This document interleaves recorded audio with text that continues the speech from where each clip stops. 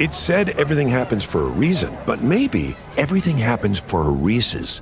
Take noise-canceling headphones. Do they block hearing to heighten taste? That sound seems to show everything happens for a Reese's. This podcast is brought to you by Colgate Total. We take oral health as seriously as you take sports. That's why Colgate Total Active Prevention uses advanced technology to help prevent oral health problems like cavities and gingivitis before they start. It's clinically proven to provide 24-hour antibacterial protection with twice daily brushing after 4 weeks of use. So get a winning routine and prevent oral health problems before they start. Shop Colgate Total Active Prevention at a retailer near you. Do you remember the pass that I threw against you? Wait a minute now. That was against the Giants? Did Landon pick it off? Did Oh, Landon yeah. Collins Well, I think I more so just threw it right to him than You he threw it picked right it off. to him, yeah. It was the most impressive 80-yard torpedo of an interception. Coach Reid knows not to put me in that situation ever again. I appreciate you doing that day, though, Travis. I appreciate you doing The that. funniest part is Alex Smith comes running over to me, and I'm just like, I can't even look Coach Reid in the face. He's like, don't worry about it. It was like a punt. I was like, it was second down. It was second down. Welcome back to New Heights, a Wondery show produced by Wave Sports and Entertainment. We are your hosts, and this show is brought to you by Zillow. Hey. Download the app today. I'm Travis Kelce. This is my big brother, Jason Kelce, out of Cleveland Heights, Ohio. Right now. Shout out to those Bearcats. Subscribe on YouTube, Wondery Plus, wherever you get your podcasts, and follow the show on all social media at New Heights Show with 1S. Jason, tell the people what we have for them this week. We got another great episode for you guys. Got a little merch update for you guys. And we're going to get to a guest you guys have all been asking for, that we've been asking for, that we're excited to have on. That's Steve Spagnuolo. That's right. Defensive coordinator for the Kansas City Chiefs is on right now. You're going to want to see this one. Spags. But first, before we bring in Spags, we're going to get a little bit of that new news. New news. We got new merch. We're going to have Jake model these new bad boys off just in time for July 4th. We're kicking off the summer with the red, white, and blue collection. We've got 2 new tees out now, a red, white, and blue New Heights logo tee and a Brew Heights tee. Ooh, I like that. Perfect for those backyard summer games. The Brew Heights are nice. I like that. Yeah. Brew Heights, nice. it's such a good name. Rolls right off the tongue. Oh, man. Makes you want to have a beer, to be honest. Jake, If can you only- step back and give us a little spin? Did we get a little? God. Brandon. I mean, are you going to do it or not? Well, Be a part of the damn show, Jake. There's nothing on the other side of the shirt. Bye, Em. Love Oh, Em making her first New Heights appearance. Hey! Ew. Love you. All right, give us a little. Hold it. Yeah, no, give us a little Yep. spit. There it is. There's nothing nice. on the back here. Wait, I'll hold up Show the other one. Looks very good, though. Ooh. Red, white, and blue. Ooh, red, Very white, blue. good. All right. All right, my dogs are going to go nuts. I'm going to hop out of here. Thank you, Jake. You nailed it. Thanks, Jake. That's the red, white, and blue collection. We've got 2 new tees out now, a red, white, and blue New Heights logo and a Brew Heights tee. Perfect for those backyard summer get-togethers. Get yours now at homage.com/New Heights. There's also time to submit your team for Beer Bowl 3. Ooh. We need you, 92%ers, to send us your team submission videos. Reminder, we are judging based on team name, costumes, and vibes. That's right. Gotta be. The vibes All gotta be about high. the vibes. Drinking ability is an added bonus. All right. Big change from the previous beer bowls. I will be competing this year, so you'll be able to compete against yours truly and Bo Allen. To submit, post your video on your preferred social media platform, tag New Heights Show with 1S, and use the hashtag Beer Bowl. Deadline to submit your team is Wednesday, June 18th. There may be other Eagles players participating. I'm not really sure. Unless your Sidney Brown was in. Russ Tucker, I would assume, is going to want to be back in. Big J and Big Jordan Mailata in that thing or what? And Jordan's usually out of town. All right. Let's get to our convo with Chiefs defensive coordinator Steve Spagnuolo. Spags. Yeah. Joining us today from Whitensville, Massachusetts. Hey-o. He's been a football coach for over 40 years, had nearly 24 coaching roles in 3 countries. How about that? 9 states and the District of Columbia. A 4-time Super Bowl champion, the only NFL coordinator to win a Super Bowl with 2 different franchises. Tom Brady has called him the bane of my existence. That's a heck of an accolade. And he is now entering his 7th year with the Chiefs as the most successful defensive coordinator in franchise history. Yes, Please sir. welcome Steve Spagnuolo. Thanks. You guys are the best. I'll Let's tell you what, go. I paid Tom Brady a lot of money to say that. Because we know I don't think he worried about anybody, to be honest with you. Well, hey. Coach, thank you so much for joining with us, though, man. I love it. Appreciate Love you it. taking the time in the off season. I know things are starting to get riled up, and everybody's starting to get excited. You got the rookies coming in a few weeks, Yeah. or maybe even this weekend coming up, huh? Coming up, yeah, about 4 days. We'll be Woo-hoo. Saturday, Sunday, Monday. We'll be cranking. You already know, and then We'll we'll be get it cranking. rocking and rolling on Tuesday, man. I'm pumped. Yeah. Is rookie mini camp as crazy for the coaches as it is for the players? It's crazy in that, well, I mean, you got a bunch of guys in here that it's hard to get the scheme to them all at once. But I will say this, what I really like about it, and I think Andy would tell you the same thing, and Jason, you could appreciate this. Like, it's been however long it's been, Trav, since we had the last game. And so the coaches get out of, we're going to get tuned back up too. And I think the rookie mini camp kind of gets us back in the groove, you oil up your teaching technique, oil up the words, right? Put something new in. And it's kind of a little bit of a trial run, Trav, before you guys come in on Tuesday. And then we Hit the ground running. kind of get going. I've always liked it. That's awesome. Yeah, it really is good. Well, we just got some new pieces. I know you're excited to work with, revamp the offensive and defensive lines, and how about that corner we got, huh? 7 picks, a little ball hawking. We could never have enough corners. All right now. You know that. You can never have enough corners. Oh, yeah. In this day and age, you can have never enough. So we drafted those 3 defensive guys on Saturday, right? Yep. Yeah. And so Sunday when we're coming in here, Jason, Clark Hunt, Mr. Hunt, and some of the other guys around, they said, "Boy, you got plenty of guys." Yeah, last night. Hey, Trav, you know what I said to him? I said, you know when you're a kid and you get 8 presents under the tree and you're opening them up. After you open the 8th one, what are you looking for? Looking for a One 9. more. One more. That's what I said. We might have gotten 3, but I'm looking for more. And, we can never have enough good defensive players, right? Yeah. That's awesome, man. You already know. Well, we're pumped to get into the building, man.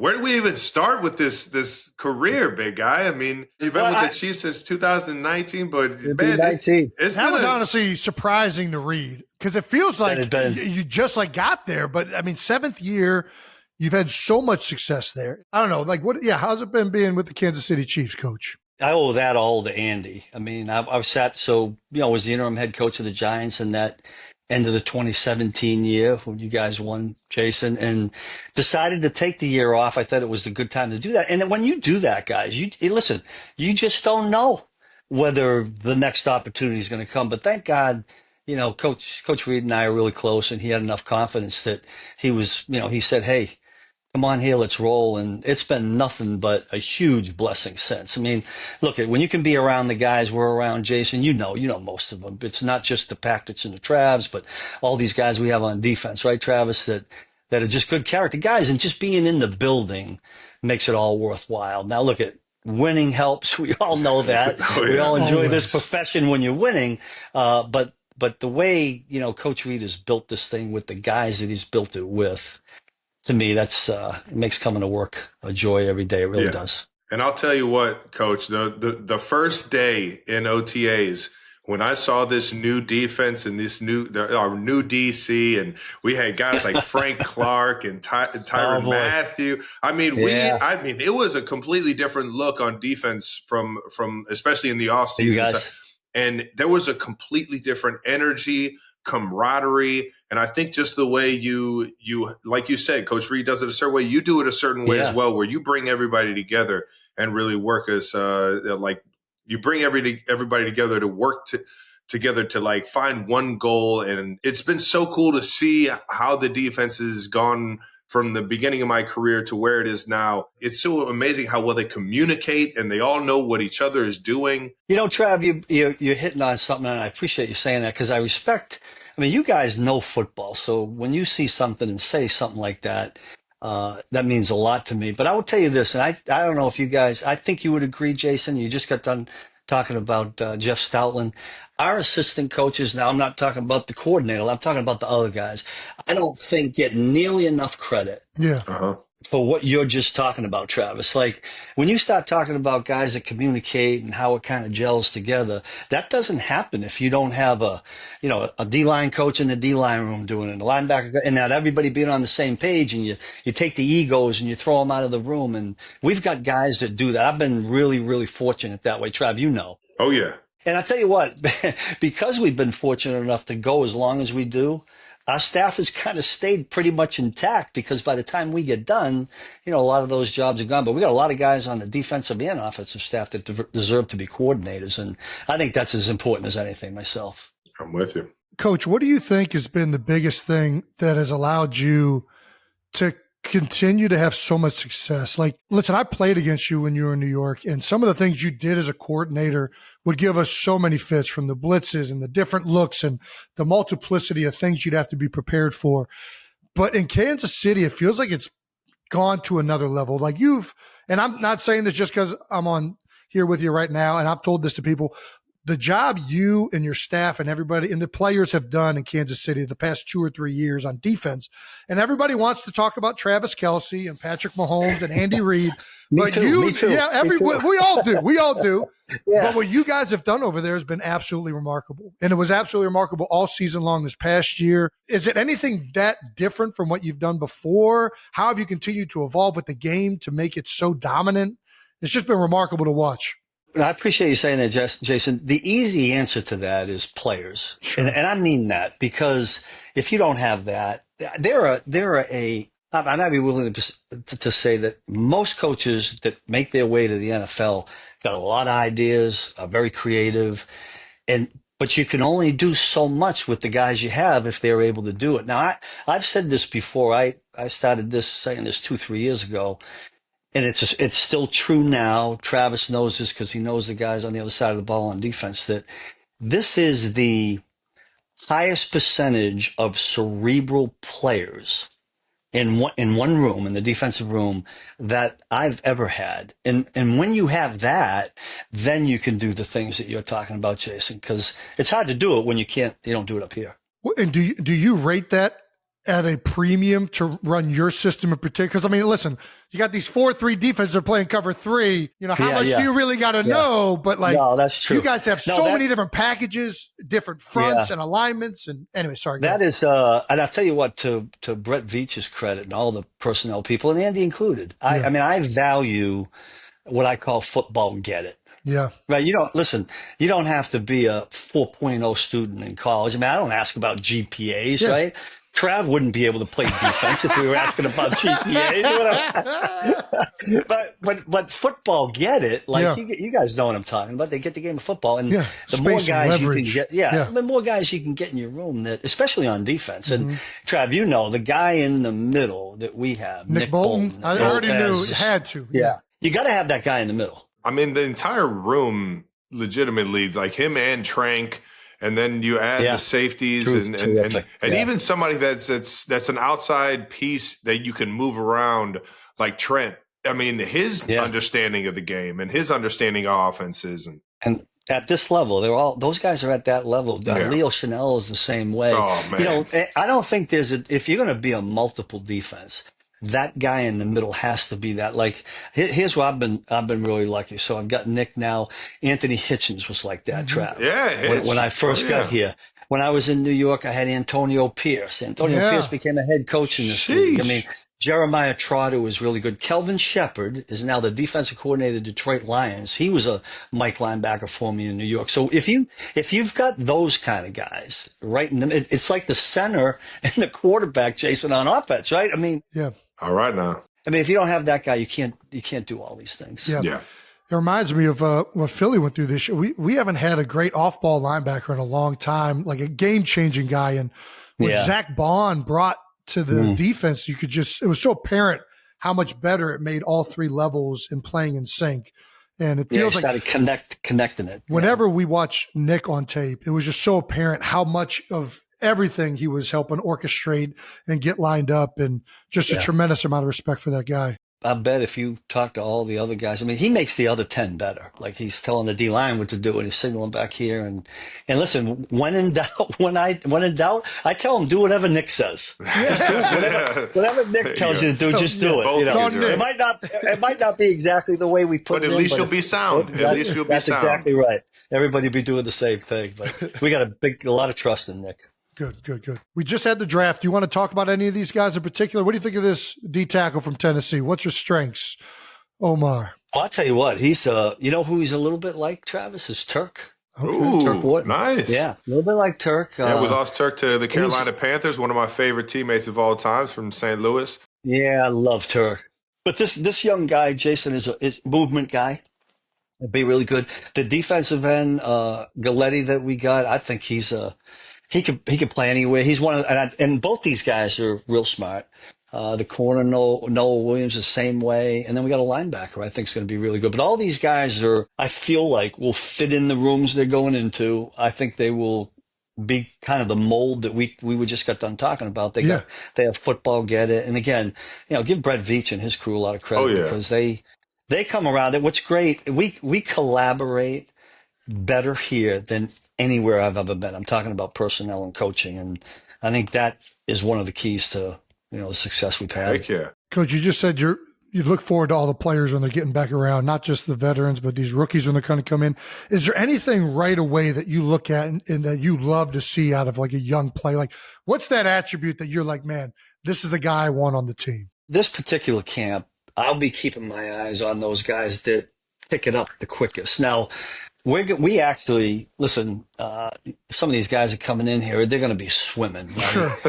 But you can weed out the ones right away that can't. And we purposely put probably too much install in, Jason. We probably do. Sure. But we do it on purpose to see who can handle it. And so the first thing I'll look at is guys that can get it mentally, and then the next thing will be because we're talking about guys that have come in trying to get a job, the guys that can play more than one position. Like if you're a guy that's a nickel safety or a nickel corner, if you're a guy that is a defensive end that can kick inside on third down, that's and linebackers that can play all positions. So I kind of keep my eye on those two things: the football get it and the guys that are a little bit versatile. Yeah. That versatility running, especially your system, always gave us fits offensively because it's like, is this guy a DN? Am I counting this guy as a down lineman or a linebacker? Is Leo Chanel responsible by the offensive line or the running back? Who am I giving him to? Because I don't want to give him to the running back, but I might have to because the safety's over here. And go ahead, sorry, Coach. Hey, Jason. What would happen? You were all line coach in the league, right? Yeah. What would happen if we came out of the locker room before the game and everybody just switched jerseys? Oh my gosh! and Nick had Leo's shirt on, and that would mess Leo us had some.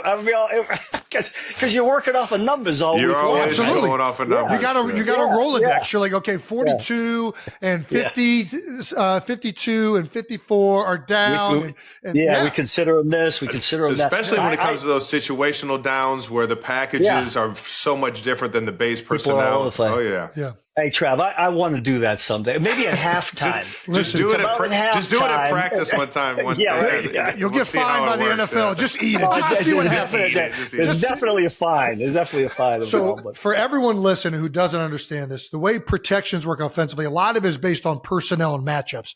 And what Coach does so well and what these versatile guys are so great at providing is they're a mismatch for a running back, but then they can also drop in coverage and be reliable to the point that if you put offensive lineman on them, now all of a sudden Coach is getting numbers away from them in like a blitz package. So it always gave us fits. It gave us fits when you were in New York, and it definitely gave us fits when you were with Kansas City. Well, that's good. That's good to know. Spags is the ultimate chess player, baby. The ultimate chess player. Stout's gonna be mad at me. He's gonna be like, we were just watching film this morning. I won't tell you what team it was, but I don't know why this happened. But 2 snaps in a row, this offensive team put the running back on Chris Jones. Yeah. I'm like, wait a minute. So, what is this? How does this is the wrong we need system. to get that more often. Chris is licking his chops. Yeah, exactly. Let's go to your relationship with Coach Reid. You talked about he's a big reason you're there. How long have you known Big Red? Yeah, good. That's a good one, guys. So I go all the way back. So the connection was, I'm gonna try to get the year for you. It had to be, it was late '80s, let's say, 88, Oh man, 89. the late '80s those were good days. Those were good years. Yeah, you weren't even born yet. Oh, I snuck in there, Coach. Don't cheat me. Don't cheat me out of the 80s. Yeah. It was October of '89, but I snuck in there. So you're hitting like 7 decades already, right? Andy took a job at the University of Texas, El Paso, Okay. with a head coach by the name of Bob Stull, who was here, the head coach of Missouri here for a little while. Yeah. And a friend of mine that I had worked with at the University of Massachusetts got on that same staff. So Andy and Steve Thielander, who was my friend, were on, and I would go visit this friend, Steve Thielander, and it was just when I was there, I was coaching. I think I was coaching at the University of Connecticut at the time. And you'd go, listen, in college football, you'd go visit other staffs all the time, share information. That doesn't happen in the NFL. That's the one thing you lose when you get to this level, because nobody's sharing ideas, right? Nobody's telling you what they're doing. They're always keeping it up. But so that's where I first met Andy, and then he went from there to Missouri. I was still coaching in college somewhere. But we just kind of had a connection, loved football. He was over on offense, I was on defense, but I enjoyed talking with him about that. And then eventually he got the job in, he's Green Bay, gets a job in Philadelphia in '99. Yep. And at the time I was coaching in NFL Europe. That was one of my overseas deals. Man. Yeah. And because of the connection I had with Andy, he asked me to be a part of his staff, which was great. That's awesome. I owe him. I mean, I'm not in the NFL if it's not for Andy Reid. Shout out to Big Red. He doesn't have 3 rings without you either, big guy. Well, that was a pretty good group effort, Travis. Oh yeah. We all had a piece of it, but yeah, exactly. That's cool though. I didn't know it went all the way back to El Paso, man. How about it? All the way back to El Paso, Texas. Yeah, remember playing Andy wasn't a golfer, but I think he came to the golf event, and I just remember it was a heck of a time. And that's where you get players, coaches. It's a fraternity, right? And you get around as many of these people as you can. Usually down the road, it's a contact you made a long time ago that gets you your big step. That's what happened to me. I know you said there's not a lot of, coaching philosophies and techniques and things shared in the NFL, but I'd imagine you being around one of the greatest offensive minds in the history of the NFL has shaped how you prepare and game plan. Like, what has that been like learning from the big guy? Awesome. I mean, listen, Travis and his crew, we were talking about our side of the ball. Let me tell you what the headaches we got to go through in OTAs. Well, but the one headache, though, Travis, we don't have to go through is we don't have to worry about defending the run. There we go. Every call we make in OTAs and training camp is to stop the pass. And it could be 2nd and 1. We're going to go quarters. Well, it's always special situations, and we like to have the ball in Pat Mahomes' hands. I mean, maybe just a little bit. It's probably pretty smart. Yeah, getting back to your point, Jason. I mean, Andy. Listen, the great thing about Andy is you guys have seen how he has changed over the years. I mean, when we were defending him in 1999 and 2000, when I was just an assistant coach, it was really different. We had Donovan McNabb and, his boots, and it was 2 backs and, flow pass and things. And now, Andy's got people all over the place. So he's evolved with the game as good as anybody, and give him tools like, 87 and 15 and the rest of them. And Andy's going to find a way to score a lot of points. I mean, the offense from my rookie year in 13 to now is night and day different. It is night and day different. I look at some of I'll have fun when we're in training camp, and I'll just peek at a few training camp clips from 2013 just to see how far I've come or how far I'm going back. I'll tell you what. How far you regress. Lining up at fullback for, Jamal Charles and Nile Davis back in the day was it's a pretty funny sight to see. Different. Trying to meet Derek Johnson in the B gap. It's we don't do that. We don't do that much anymore. Yeah, Shermanator's no longer there. Yeah, exactly. No, you Yeah. don't have him there. Jason, why was because I was thinking about it today. The year you came out was the lockout year. Is It that was. true? Yeah. I took a That had visit. to be I visited you when you were in St. Louis as the head coach. when I was in St. Louis. Yeah. But I always thought that now you would have been in college, right, Trav? Still, you would have been in Yeah, I Cincinnati was still in Yep. Cincinnati. at that time. I would have thought that would have been one of the toughest things to do as a rookie coming in that year. No off season. Boom. Yeah. Right into training camp. Right. I mean, talk about a challenge. It was odd. I got the playbook, believe it or not, Coach, 2 days before training camp started because they had just Yeah, released. because we couldn't give anything out. Especially for the later round picks. Yeah. For some reason, there was like something that happened where if you were a first day pick or a second day pick, they like let you come to the facility or they gave you the book.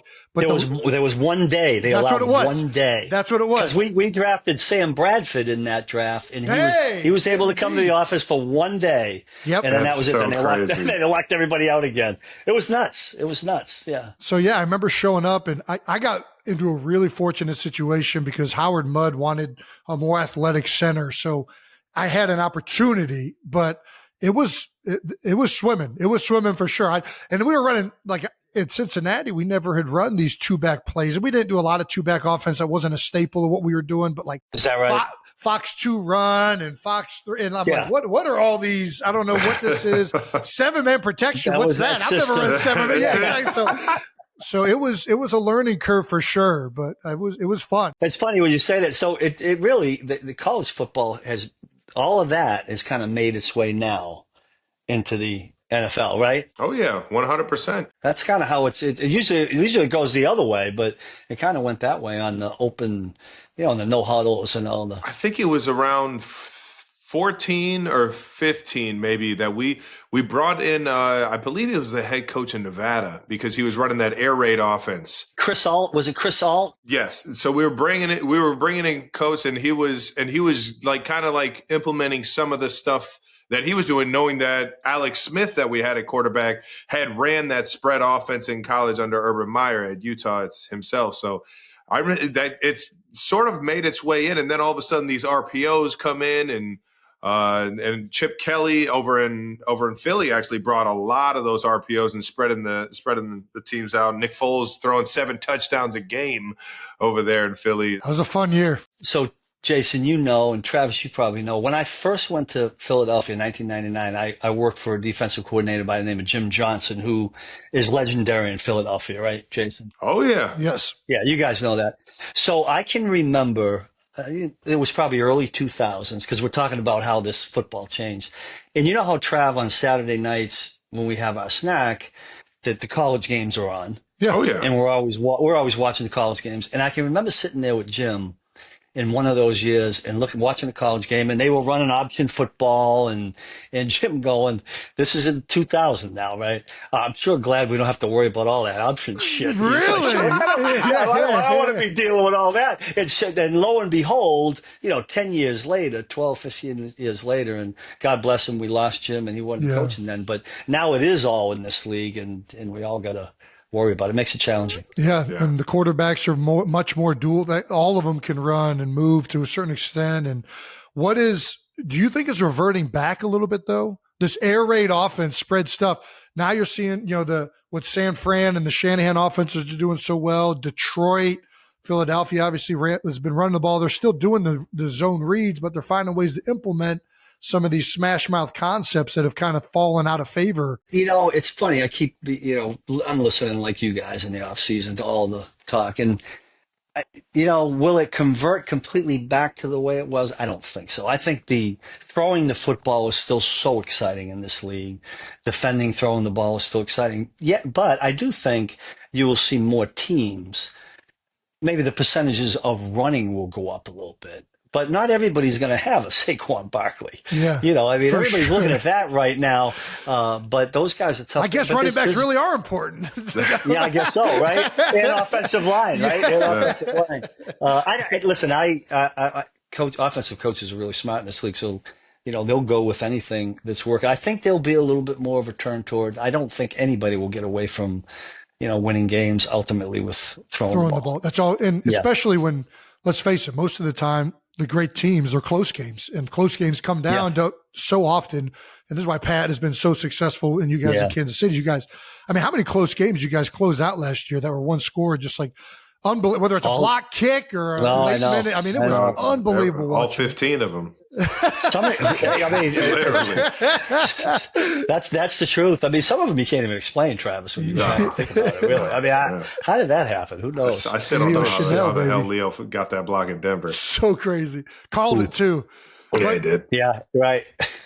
Do you think some of that that conversion back is also what defenses have done? Like defensive now, and you guys have done a lot of this, playing a little bit more like shell, like two safeties back, still aggressive though, and teams are trying to figure that out, that quarter shift and what's the best way to attack it. Well, and what you're on to then, Jason, is because we're so pass defense oriented that, running the ball and softening getting you out of that and trying to throw the ball is still going to be the game that's going to happen. And listen, you guys remember way back when the 4-3, remember when the University of Miami had all those Warren Sapp was there and they just sat in that shell, took care of the pass with those guys back there, but they didn't have to worry about having an extra gap on offense because Warren Sapp and the rest Vince of them. Will Fork, all those guys are clogging it all up. No, they were just two gapping and putting guys throwing them up. So when you, I mean, listen, and again, I go back, it comes back to players. When you've got players like that, you can play virtually anything, right,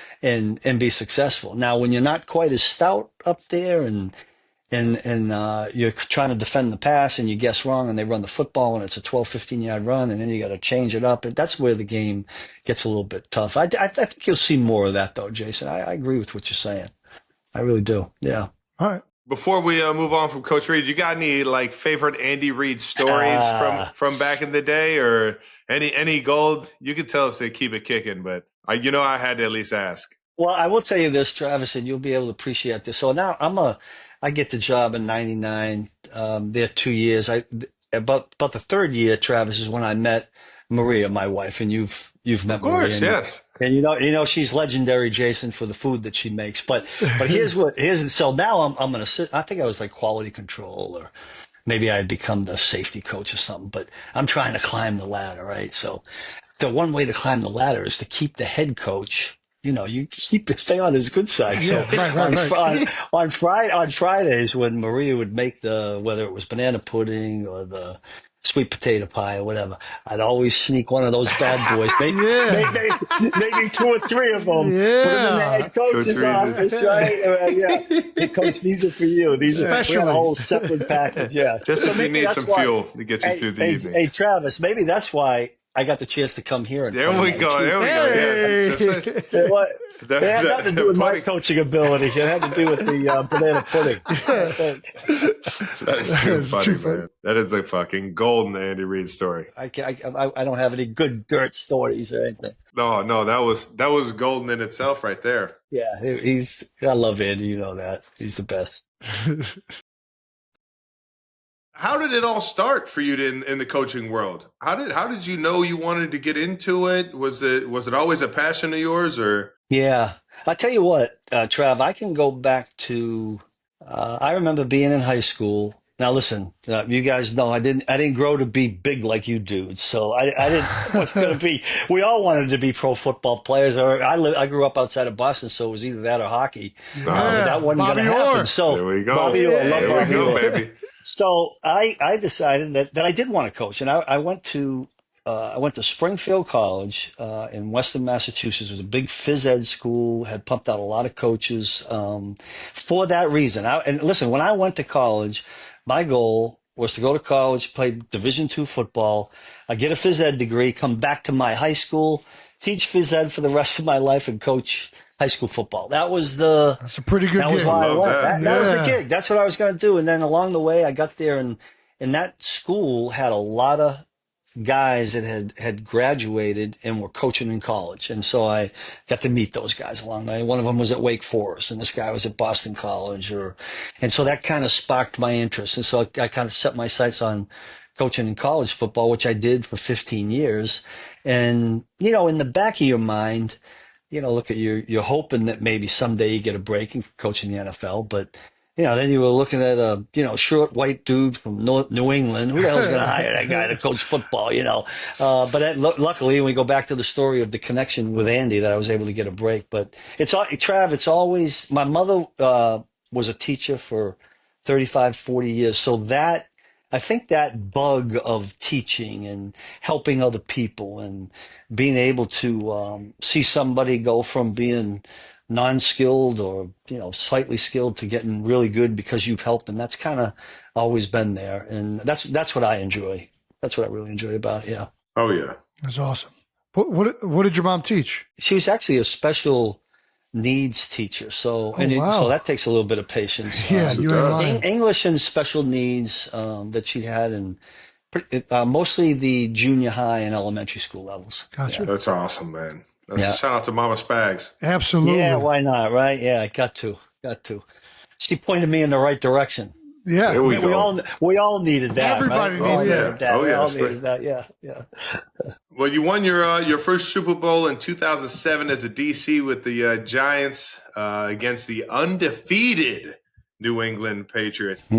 How crazy was that to go into a game with the Monstars that they had over there on that offensive side, as well as the fact that they were going into it as unbeaten throughout the season? Listen, Trav, before that game, and we had a good group of dudes. Michael and Strahan and you guys know all those guys. Stray's the best, man. But I will tell you this: when we started game planning for that game, because they were a juggernaut with the guys they had most points scored ever in the NFL. I thought if we could hold them under 30 points, that we might have a goal. Wow, that's the goal. Would be a good. No, and Jason, that's not usually what you say. Right. But I just felt like that if we didn't do that, we had no chance at least. And I thought our offense would score a little bit, and it kind of went a different way. It became kind of a defensive battle, but they were that good, and Tom was so deadly. You know how he is. We're talking about cerebral. You do one thing, he knew exactly where to go with it. And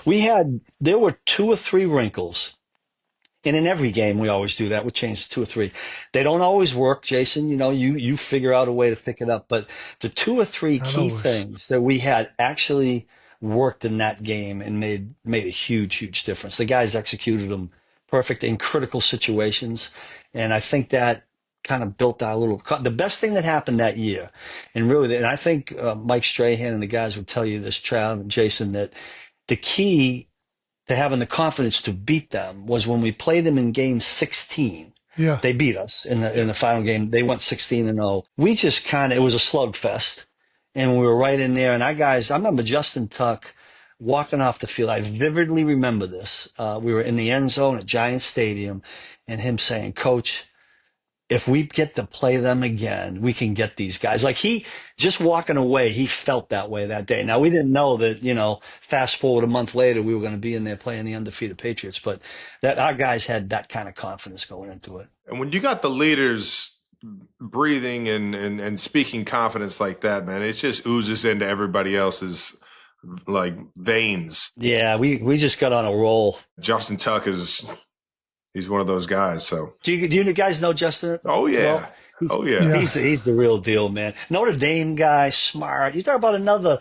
cerebral football. So this is what Justin. So Justin was right now, Trav. I usually use Leo for this, and sometimes Drew Tranquil, but he's our Justin Tuck was our joker. Yeah, Jason, the guy that he had a D lineman number on, so you counted. He's never going to be counted as a linebacker. Not going to happen. Or the D line. Yeah, but just so Thursday is the big third down day, right, Trav? Yes. And you, Jason, I'm sure you've done the same thing. And so we'd put these blitzes in, and he'd be the joker, and I'd put him in all different spots, Moving all over. He would mess everything up on Thursday. It took, and he'd say to me, "Coach, I'll be good. I'll be good." And he ultimately, by the time Sunday rolled around, he had it. Yeah, he had it. It was awesome, but he was good. Doesn't breed the most confidence from the coach in the middle of the week. when you walk away and you go, "I got it." Should we take this out? Should we take that out? Yeah, he was the best. Those guys, that crew was that was a special crew too. It really was. If you don't mind me asking, what were the wrinkles that you did to throw Tom or the New England offense off?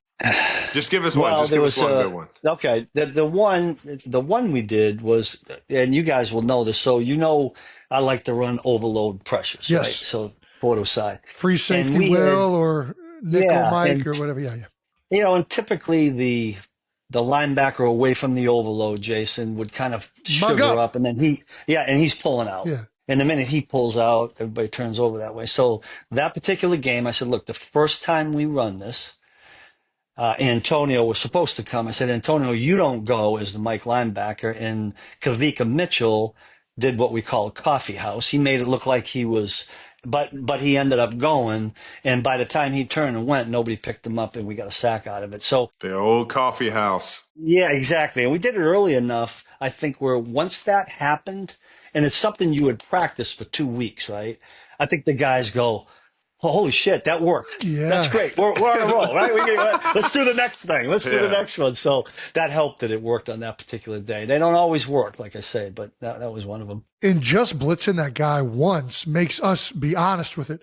Because we were going to it a lot of times and like, hey, every time this guy mugs up in the A gap, he bails and they blitz. There's And probably a with little the of free that. safeties down over here, they're running the 4 to a side over here. So you're like trying to play that where it's like, hey, this guy's right up on the ball. If he comes, the back better be pretty stout picking this guy up. Otherwise, it's not going to be good. So you just do that once, and then all of a sudden, the whole game plan, now you're chasing that one right from the get-go because you're like, hey, because it might happen again. Yeah, right? it's like, hey, nobody got. I don't think we ran it again in the game. I think it was just that one shot. Yeah, but sometimes just that's all it just needed takes. one. And then it's in So their heads. you Like, need all right, just one. now we got to honor that guy. And then Yeah. That's right. That's right. Yep. I love it. Coach, I got to ask you about your time in Frankfurt. Dude, I think it is such a unique opportunity. And it was cool. It had to be cool to go back to the city and actually play there last year. You were the defensive coordinator for the Frankfurt Galaxy in Germany. And what did you take away from your time in Europe before coming back to coach in the NFL?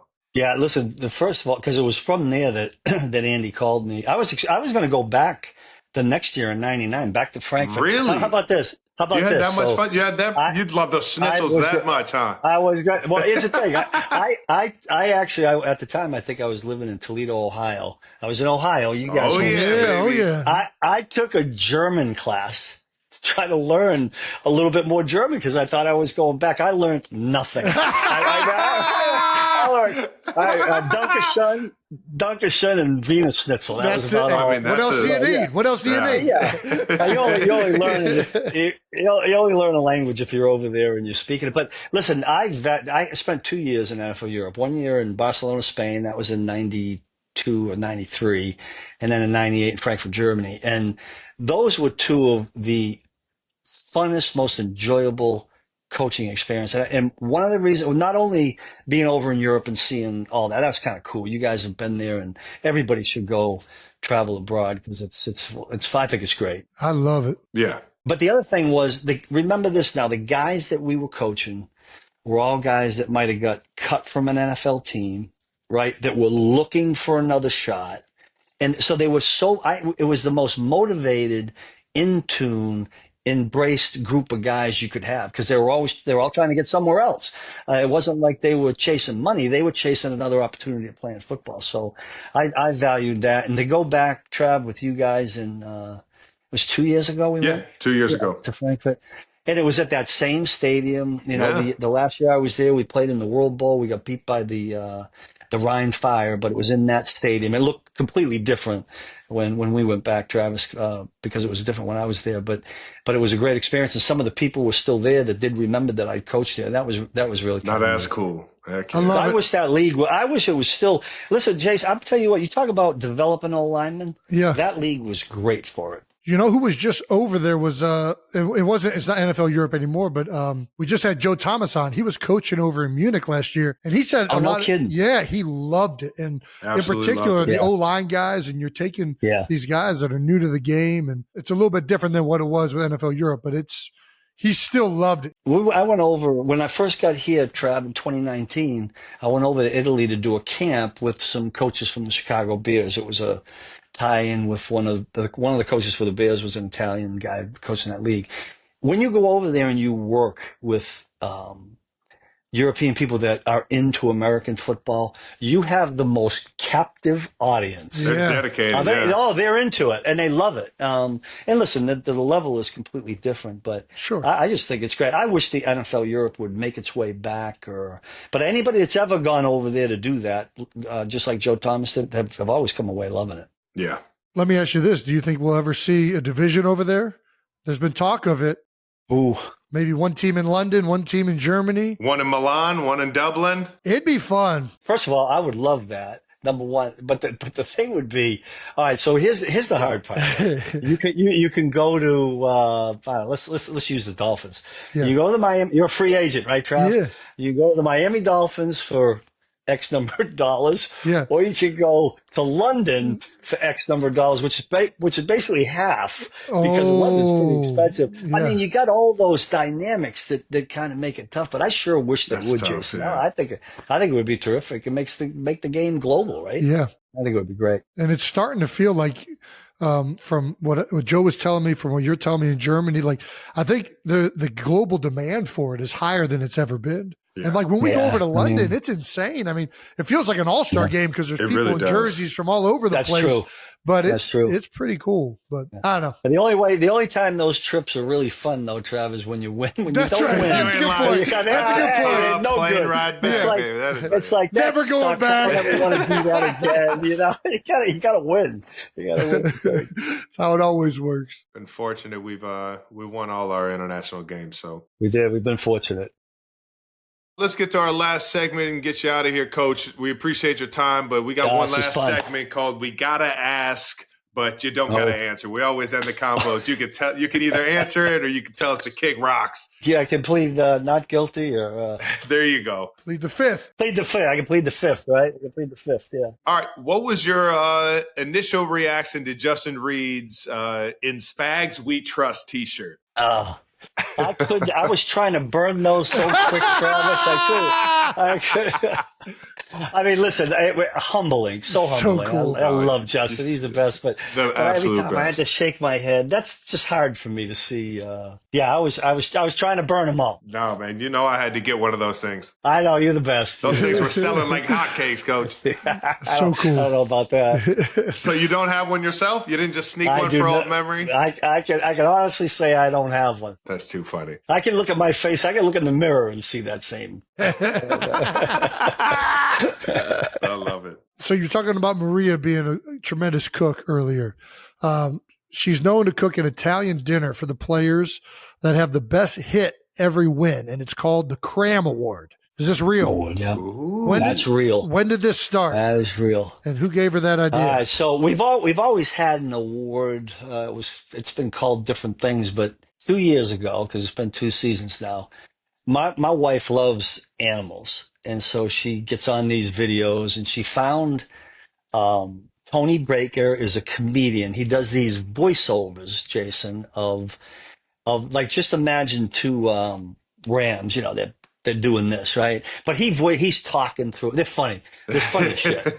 And Okay. and we always Sounds play. like We my always kind of play. comedy right here. Yeah, we always play a clip of it before we give the award out. So Maria is the one that said, you ought to do this. You ought to make the award, this Cram Award. She's the one. Now, and then she offered to, I said, well, we got to give him something. So that's where the pasta came in. But they love, listen, they wait for Saturday mornings, Trav, to see who's got. Chris Jones said to me one time, listen, I don't want a game ball. I can give a game ball to somebody else. I just want to win the Cram Award so I can get Maria's pasta. Yeah. That's Maria's pasta. It's so good. Is it always red? Like what's Maria working with usually? She'll change it up. Yeah, Nick's not a red sauce guy, so the Okay. fettuccine or the white sauce, you name so it, good. Jason, she can make it. I guarantee you. All That's right. You name awesome. it, she All can right. make it. You want to put your order in? You I was about to say I got to get involved on this now.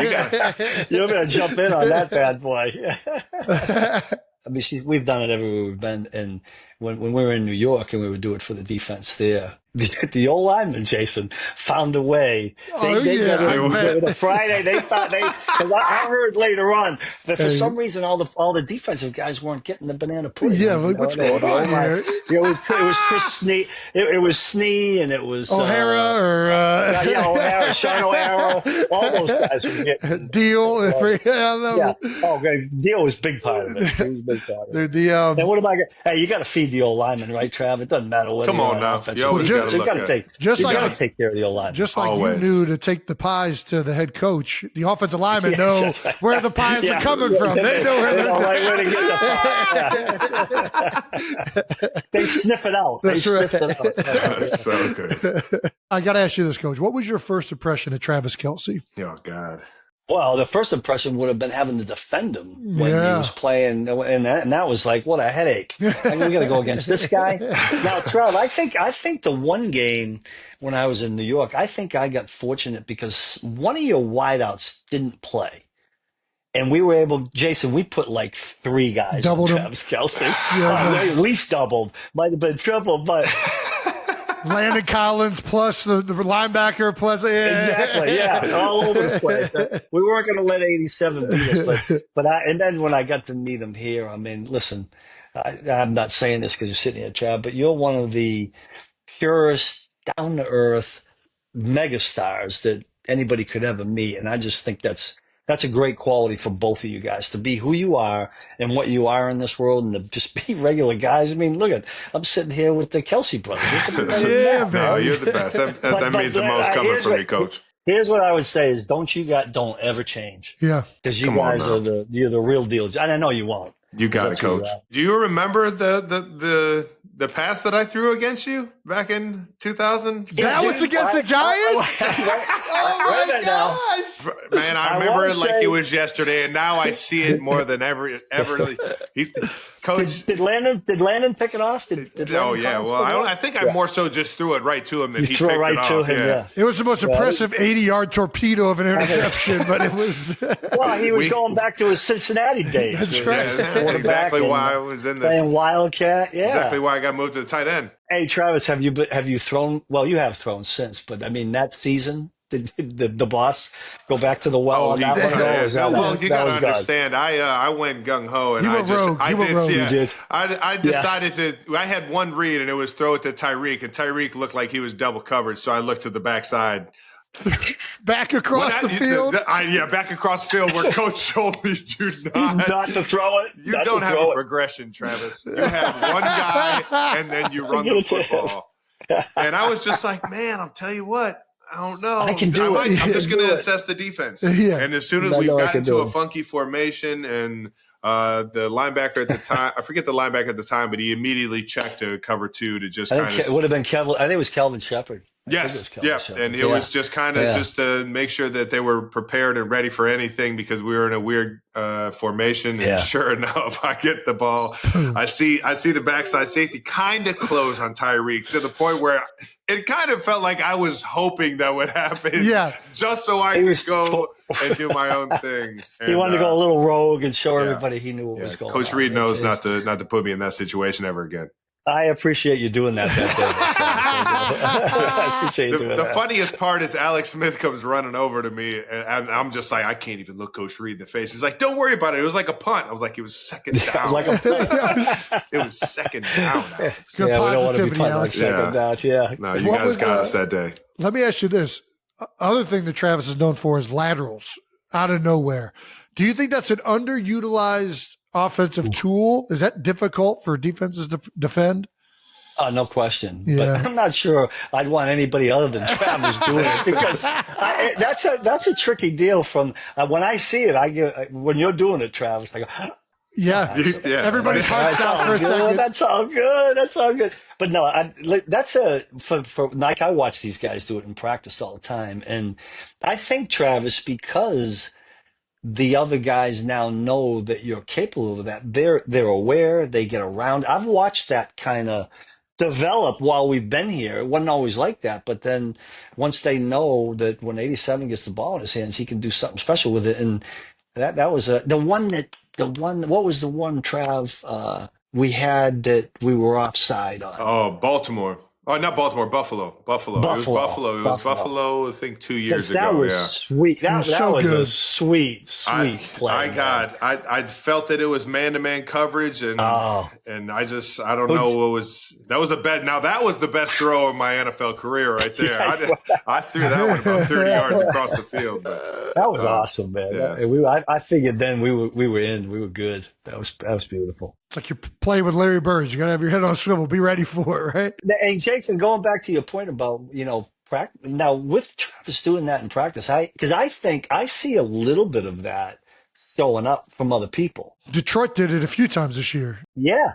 Since we do it in practice, that will help us defend it if it gets done against us, which I think is good. Yeah. There you go. As someone that has done it, is throwing an NFL challenge flag fun? Because it just looks like it's got to be a blast, right?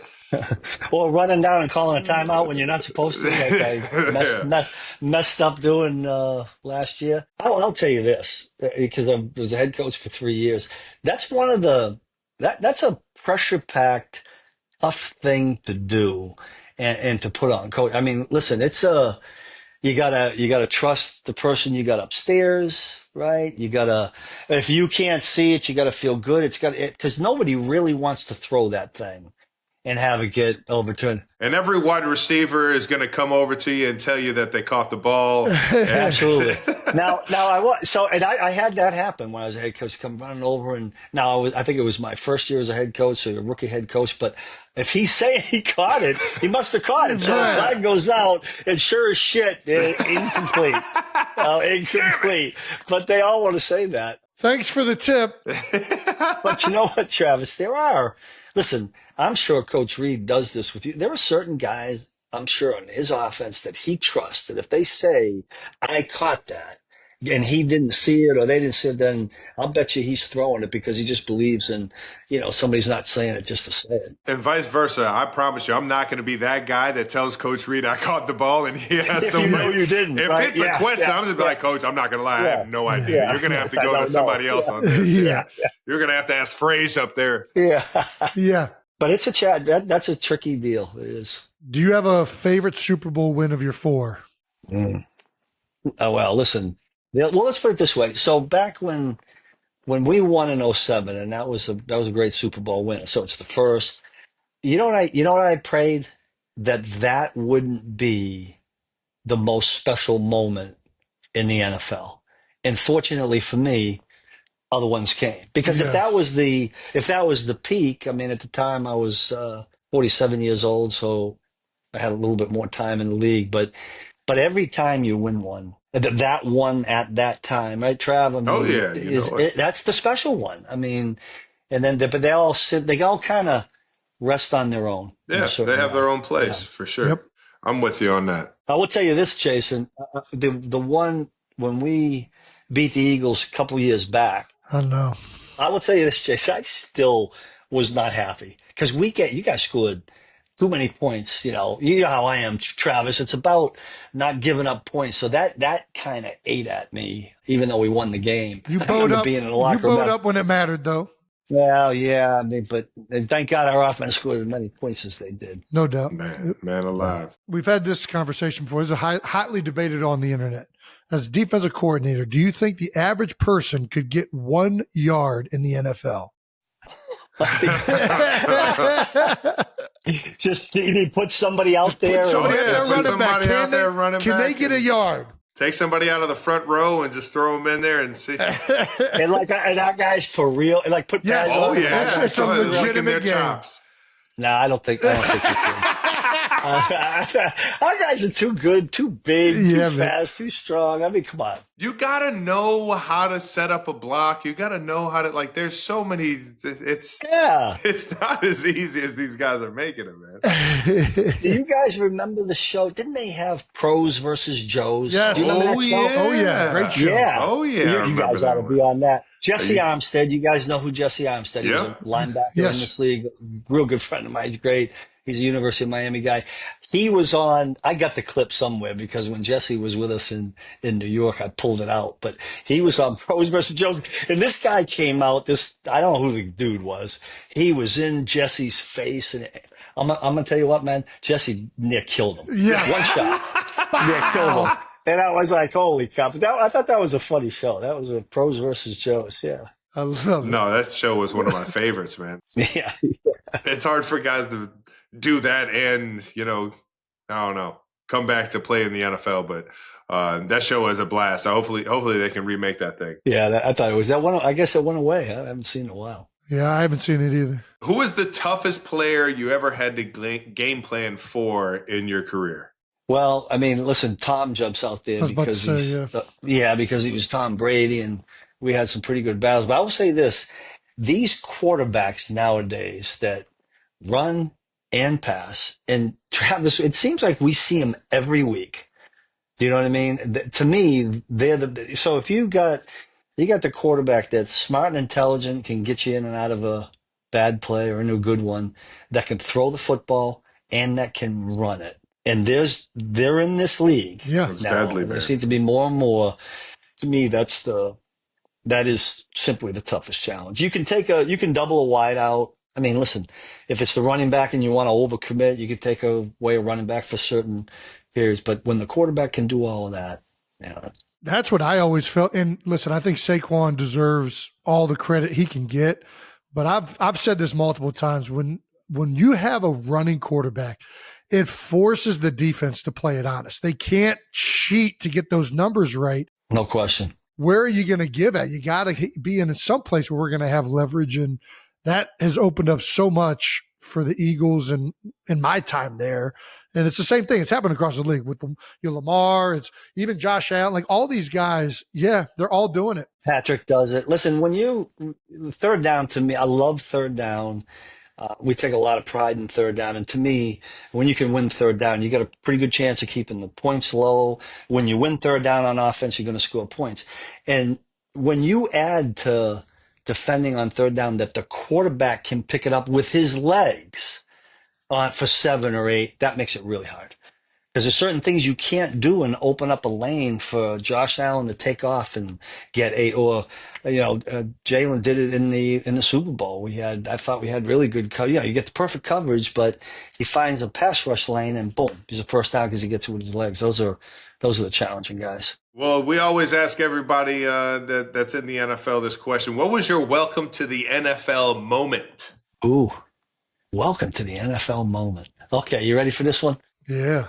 I'm in Philadelphia as the quality control coach the first year in 1999. We're in our first OTAs. Maybe it's the 4th, 5th, or 6th practice, whatever. I'm the guy in charge of bringing the book out that has the cards, so you can stand up there and show the offense what to do, right? Uh-huh. Well, at the time, in Philadelphia at the time, Jason, we were in Veterans Stadium. That. And our offices and locker room was in the vet, but our practice fields, you had to drive or walk across the parking lot. So it was a quarter of a mile. Wow. And then the fields were out there and there was a little bubble there. Well, on this particular day, the quality control coach is supposed to have the book when the the horn goes and we're going to, now we need the cut. I forgot the book. Oh, no. I'm in a flat out panic. Oh, no. Because the book's all the way in the vet over there. And Yeah. listen, and I remember it to this day.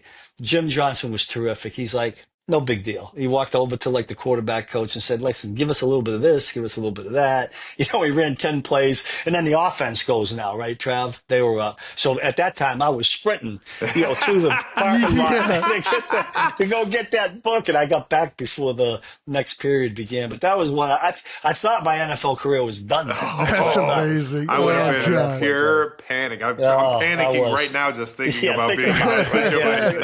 I thought I had ruined the whole thing, but that one just kind of sticks out because it was early, but it was great. That's was incredible, perfect. Coach. Yeah. 92% is Coach Spags, baby. Yeah, baby. Man, I love You guys big are the guy. best, man. Thank you so much for the time, the stories. That was awesome, Coach. I appreciate you guys asking me to do it. I really do. When I was your guys' age, I was dreaming about being on the Kelsey Brothers show. Oh, it's too good. You're the best, Coach. I always wanted to be on the Kelsey Brothers show. A dream come true for all of us, big guy. Here's what I'm going to do. I'm going to go up right now and take another hour or two, Jason, to figure out how to stop whatever Coach Reid and Travis and Patrick are. They're drawing shit in the They're dirt to crawling. try No to beat us doubt. in the OTAs. I Right? love it. I love it. You know it. You guys are the best, man. Alrighty, that wraps up another episode of New Heights. Make sure you're subscribed on YouTube to the New Heights channel and follow New Heights on the Wondery app or wherever you get your podcasts. You can listen to new episodes of New Heights early and ad-free right now by joining Wondery Plus in the Wondery app or on Apple Podcasts. Once again, New Heights is a Wondery show produced by Wave Sports and Entertainment and brought to you by Zillow. Download this app today. Follow the show on all social media at New Heights Show with 1S. Thank you to our production and crew, always making us look good. And shout out to Spags. Yes. Can't wait to run it up with you again this year, man. Had so much fun with that one. 92%ers, appreciate you guys tuning in. Hopefully you guys enjoyed this Spags episode. Peace. Thank you, everyone.